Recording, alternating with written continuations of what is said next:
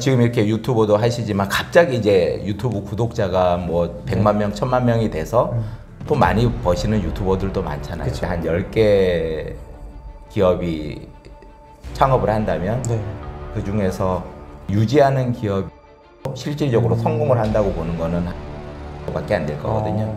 이런 부분들이 전 세계적으로 상당히 좋은 나라입니다. 우리나라는. 네, 오늘은 VC 마스터가 알려주는 밸류에이션과 프라이싱 전략의 저자 구정원 작가님 모시고 이야기 나눠보도록 하겠습니다. 작가님, 구독자분들 인사 한번 할까요? 예, 반갑습니다. 저는 이번에 밸류에이션과 프라이싱 전략이라는 책을 출간하게 된 구정웅이라고 합니다. 반갑습니다. 네. 지금 하시고 있는 일에 대해서 조금 구체적으로 설명해 주면 좋을 것 같아요. 여러 스타트업들이나 아니면 이제 일반 기업들이 성장이 정체되거나 아니면 이제 매각을 하거나 뭐 이런 여러 가지 고민들을 가지고 있는데요. 그런 고민들에 대해서 사실은 그 방법에 대한 해결책들을 제시하는 여러 가지 방법들이 있거든요. 근데 이제 하다 보면 애초에 스타트업 대표들이나 기업가들, 소상공인들도 마찬가지고 처음에 내가 운영해가는 사업을 어떻게 할까도 고민하지만 사실은 이후에 어떻게 매각하거나 성장하거나 할지를 고민들을 많이 안 하시는 부분들이 또 있으신 것 같아요. 그래서 그런 부분들을 같이 해결하는 그런 일들을 하고 있습니다. 그러니까 이제 우리가 뭐 신문 기사 이런 데 보면은 뭐 어떤 기업이 뭐 몇백억, 몇천억에 팔렸다.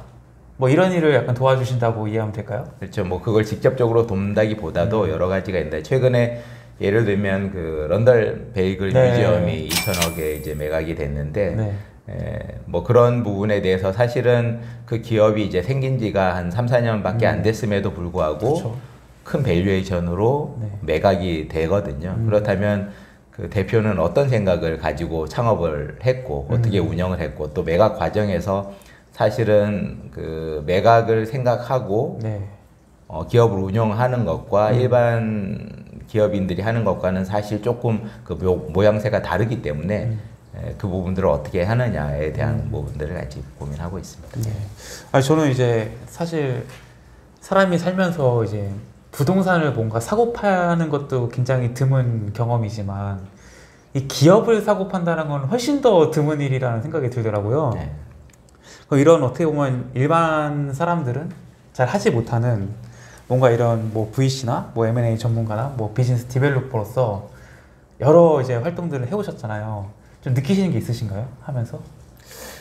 그래서 이제 그런 부분들이 상당히 좀 그 다른 부분인데 말씀하셨듯이 이제 부동산은 사고 팔잖아요. 근데 이제 부동산을 한 번도 사거나 팔아보지 않고 인생을 사시는 분들도 이제 많으시죠. 있죠, 그런 분들이 보기에는 와, 누군가는 이제 부동산을 사고 팔면서 인생을 사는구나 라고 생각하는데 기업은 우리가 아는 이제 대부분의 성공한 기업들은 물건을 팔아서 그 물건을 이익을 남겨서 성장한 기업가들보다는 궁극적으로는 그 기업에 대한 가치를 높이 평가해서 받아서 거기에 대한 투자를 받거나 매각을 해서 큰 수익을 얻은 경우가 대부분이거든요. 뭐 저희가 잘 아는 뭐 스티브 잡스, 뭐 앨런 머스크 다 그런 식이죠. 그 실리콘밸리의 뭐 실리콘 마피아라고 하는 그런 부분들도 결국 기업의 가치를 높이는 거죠.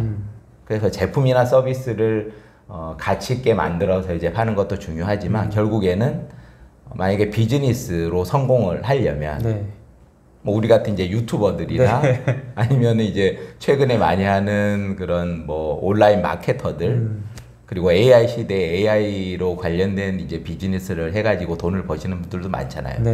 뭐 전자책 팔아가지고 이제 몇십억 벌어셨다는 분들도 많고 뭐 비트코인으로 이제 성공하신 분들도 많은데 결국에 그 규모적으로 보면 전 세계 가장 부자들은 기업을 사실은 팔았죠. 근데 이제 그런 부분들을 고민들을 이제 좀 덜 하고 있죠.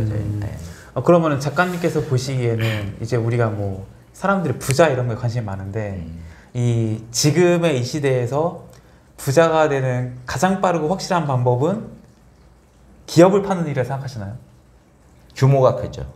가장 빠르다기보다도 네. 빠른 거는 예를 들면 지금 이렇게 유튜버도 하시지만 갑자기 이제 유튜브 구독자가 뭐 100만 명, 1000만 명이 돼서 돈 많이 버시는 유튜버들도 많잖아요. 그쵸. 그게 이제 빠르긴 하지만 규모적으로는 뭐 엔비디아, 네, 그렇죠. 테슬라, 아마존 네. 이런 부분들 쉽게 따라가기 쉽지 않지 않습니까? 네. 그러니까 큰 부를 이제 이루는 데는 기업을 이제 사고 파는 게 가장 이제 좋은 것 같다. 규모적으로는 네. 그렇죠. 뭐 그게 이제 꼭 답이다 아니다 뭐 꼭 그렇다기보다도 규모적으로는 일단 그렇거든요. 네. 그럼 작가님께서 이제 뭐 이런 일들을 많이 하시면서 여러 기업들을 많이 접하셨을 텐데 뭐 기억에 남는 뭐 기업 있으세요 혹시? 예전에도 한번 인터뷰 해주셔서 제가 이제 인터뷰를 한 적이 있는데요. 그때는 책 제목이 이제 비즈니스 디벨로퍼라는 맞아요. 책이었었고요. 네. 맨 처음에 책 냈던 책의 제목은 엑시트업이라는 책이었었습니다. 그때 이제 맨 처음에 책을 쓰게 됐던 계기도 네. 저희가 일반 기업들도 그렇지만은 스타트업들도 마찬가지고 만약에 한 10개 기업이 창업을 한다면 네. 그 중에서 유지하는 기업이 한 20-30% 실질적으로 성공을 한다고 보는 거는 한 1-20%밖에 안 될 거거든요. 네. 근데 이제 스타트업 환경이 우리나라도 전세적으로 볼 때 크게 나쁜 나라는 아니거든요. 그래요? 상당히 좋은 그래요? 나라입니다. 네.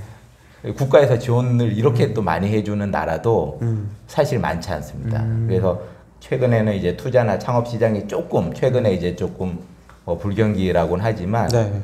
한 2-3년 전까지만 해도 좋은 사업 계획을 쓰고 비전을 제시했을 때 정부에서 그런 부분에 대한 스타트업 육성이라든지 네. 지원이라든지 이런 부분들이 전 세계적으로 상당히 좋은 나라입니다. 우리나라는. 그런 부분들을 이제 잘 활용해가지고 창업들을 많이 하시는데 네. 그 중에서 한 1-20%밖에 살아남지 못하고 성공하지 못한다면 뭐 정부에서 투자하는 투자금에 대한 문제도 많지만 네. 실질적으로 창업을 했던 그 창업자들은 그 인생의 많은 중요한 부분들을 또 잃게 되는 거거든요. 그런 부분들이 좀 더 내가 어떻게 사업을 운영할 것이고 어떻게 나의 가치를 시장에 잘 제공할 것인가 또는 그것을 통해서 나는 어떻게 성장할 것인가 네. 이런 부분들에 이제 고민이 조금 덜하다는 생각을 많이 했었습니다. 그럼 방금 그 하신 말씀은 이제 우리나라에서 뭔가 내가 좀 아이디어가 있고 의지와 노력만 있다면은 뭔가 스타트업으로서 뭔가 기업을 창업해서 뭔가 해보기에는 전 세계적으로도 살펴봐도 정말 좋은 나라다. 좋은 나라입니다. 그래 그렇게 이해하면 될까요? 그렇습니다. 저는 그렇게 생각하고 있습니다. 근데 진짜로 뭐 흔히 우리가 사업 떠올리면은 이제 뭐 큰 돈이 필요하거나 혹은 뭐 과거에 뭐 드라마 같은 거 보면은 뭐 아버지의 돈을 뭐 빌려서 뭐 하거나 뭐 아버지 몰래 집안을 또 끌어다가 써서 뭐 사업해서 망하고 이런 경우가 많았잖아요. 근데 지금 말씀하신 경우 같은 경우는 이제 그렇게 하지 않더라도 정부에서 이제 단계적으로 이제 창업에 필요한 자금들을 지원해주는 프로그램이 잘 돼 있어서 그 단계들을 하나하나 밟아 나간다면 충분히 큰 기업으로 성장할 수 있다. 뭐 이런 얘기인가요? 그게 포함됐을 수도 있고 안 됐을 수도 있다고 생각합니다. 뭐냐면 네. 정부의 지원을 받든 안 받든 네. 그 부분은 내가 어떻게 자금을 유치할 것인가의 문제지 성공할 거냐 말 거냐는 별개의 문제인 거죠. 그러니까 정말 이게 좋은 아이디어 될 사업이면은 꼭 정부 자금이 아니어도 민간에도 충분히 투자받을 수 있는 환경이 우리나라에 갖춰져 있다. 저는 그렇게 생각합니다. 한 3-4년 전에 그 유명한 유튜브 신사임당이 그 채널 한 180만일 때 20억에 팔았죠. 매가 간 적이 있거든요. 그 부분에 대해서는 뭐 정부가 지원돼서 그런 부분이 아니죠. 그쵸. 내 아이템을 가지고 그 필요한 부분들의 공감대를 얻고 가치를 전달한 거죠. 그렇다 보니까 그 사이트가 이제 잘 만들어졌고 그걸 가지고 이제 거기에 투자하신 분도 그 가치를 이제 발견한 거죠. 근데 그 가치라는 것들이 사람들이 생각하는 가치가 다들 다르고 또 시장에서 인정해주는 또 가치가 다릅니다. 그런 부분들을 내가 어떻게 잘 만들어 가느냐가 이제 첫 번째고 두 번째는 이익을 발생시킬 수 있어야죠. 내가 아무리 좋은 아이템이나 좋은 서비스를 만든다 그래도 그게 나한테 이익을 돌려주지 않는다면 비즈니스로 되기는 힘들죠. 예를 들어서 내가 뭐 그림이나 음악을 좋아해서 네. 좋은 작품을 만들었다. 이거는 이제 내가 예술가로서 네. 어떤 나의 만족이나 이제 후세에 이 어떤 훌륭함을 남기겠다 이럴 수도 있지만 이게 비즈니스로서 성공하고 돈을 벌려면 네. 그 부분을 인정하고 거기에 이제 돈을 지불할 만한 가치가 생겨야 되고 거기에 따르는 시스템이 만들어져야 되는 거거든요. 그러니까 이제 그런 부분들에 대한 공감대가 이제 또는 같이 만들어져야 되는 거죠. 네.